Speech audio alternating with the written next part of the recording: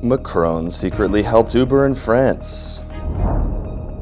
31 million tons of Ugandan gold to be mined by Chinese. Rice faces squeeze from higher fertilizer costs. Japan's LDP wins big in House election. Sri Lanka opposition meets to name new government. Kiribati withdraws from Pacific leaders meeting. Estonia reaches deal for majority government. Shares of Chinese bulletproof vest makers surging.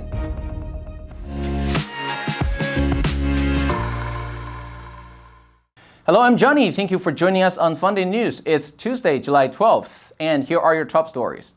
A leaked trove of confidential files have revealed that the French President Emmanuel Macron secretly helped Uber in France when he was the Minister of the Economy and Finance, allowing Uber frequent and direct access to him. Macron appears to have gone to extraordinary lengths to help Uber, even telling the company he had brokered a secret deal with its opponents in the French cabinet. The files reveal Uber's operations across 40 countries during a period from 2013 to 2017 of how it secretly lobbied politicians during its global expansion. Macron, sempre più travolto dallo scandalo Uber, quando era ministro dell'economia, avrebbe agevolato la diffusione di Uber in Francia. The Guardian reported that the leak spans a 5-year period when Uber was run by its co-founder Travis Kalanick, who tried to force the cab-hailing service into cities around the world, even if that meant breaching laws and taxi regulations. It also revealed that the German Chancellor, Olaf Scholz, who was the mayor of Hamburg at the time, pushed back against Uber lobbyists that insisted on paying drivers a minimum wage. The then U.S. Vice President Joe Biden appears to have amended his prepared speech for Davos to favor Uber after meeting Kalanick. According to the Ugandan government, Uganda has discovered 31 million tons of gold following a series of surveys. The recently discovered gold can be mined immediately.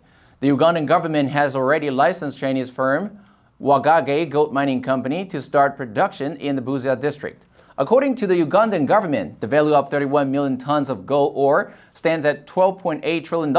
A tweet posted by the Ugandan Investment Authority said that the government predicts that local mining can boost the country's economy in a significant way. Respect yourselves, respect the terms of your contract. In the tweet, the Uganda Investment Authority said that the groundbreaking ceremony of Busa's gold mine project, the largest gold deposit so far quantified in Uganda, is estimated at 12.5 million tons of mineable gold. Wagage's initial investment is $50 million and will produce 3,000 jobs. As per reports, the Chinese firm has invested $200 million in constructing a refining facility. According to the spokesperson of the Ministry of Energy and Material Development, Solomon Uta, the Chinese-run firm expects to mine and start refining around 5,000 kilograms of gold a day in Busa by the end of the year.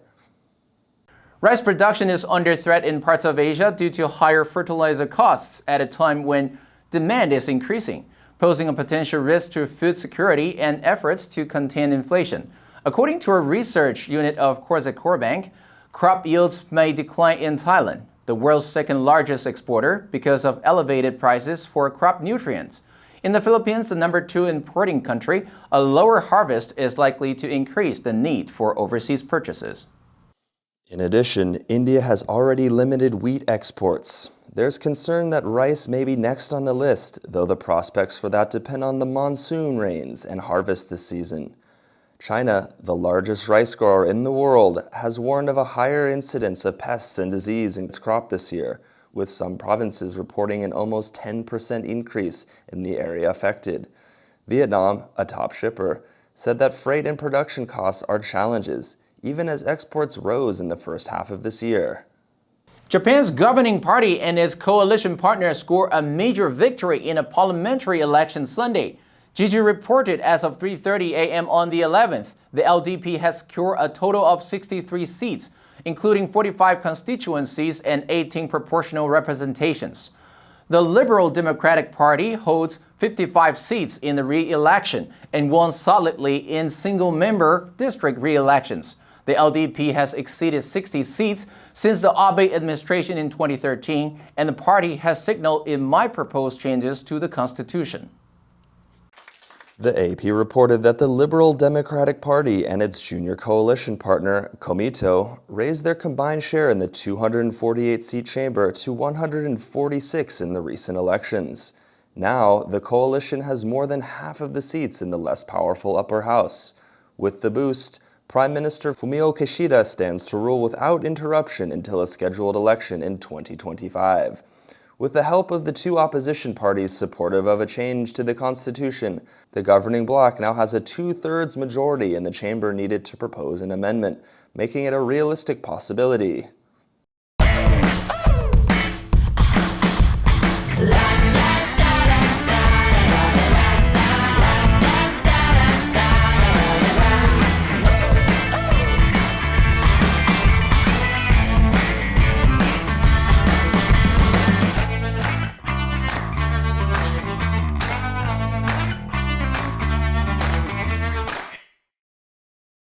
Sri Lanka's opposition parties met Sunday to agree on a new government, a day after the president and prime minister offered to resign on July 13th.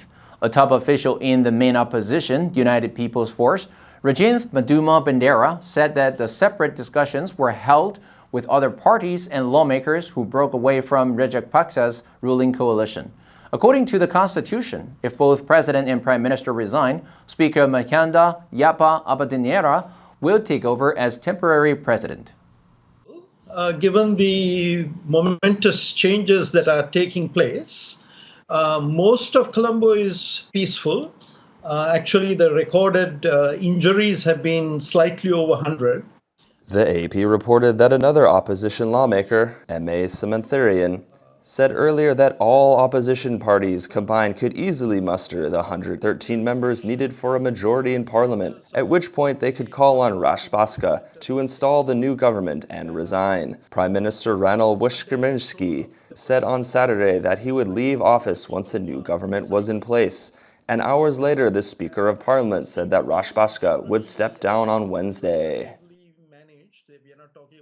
Pacific Island leaders are discussing how to gather more international support and funding to fight the impact of rising sea levels and climate change during their July 11th to 14th meeting in Fiji.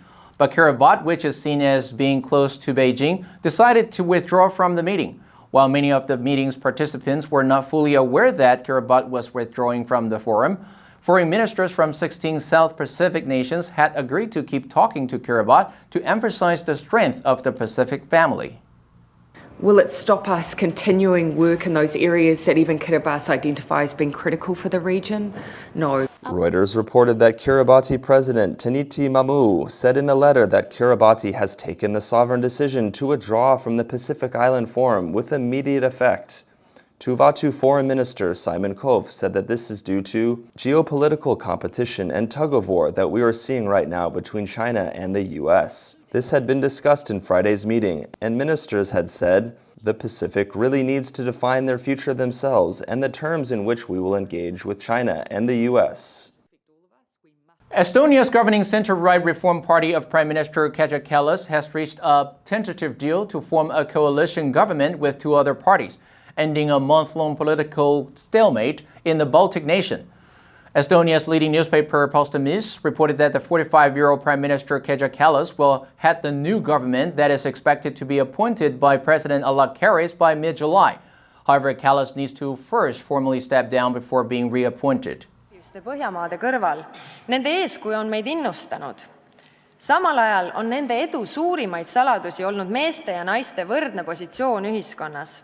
The media said that the politically liberal Reform Party, which supports conservative fiscal policy, said late Friday it had struck a coalition deal with the opposition Social Democrats and the small conservative Fatherland Party. The three parties together muster a comfortable 56-seat majority at the 101-seat Raguku legislature. Through the arrangement, Kallas, the first female prime minister of Estonia, can avoid governing a one-party minority government. The deal is expected to be finalized in the next few days.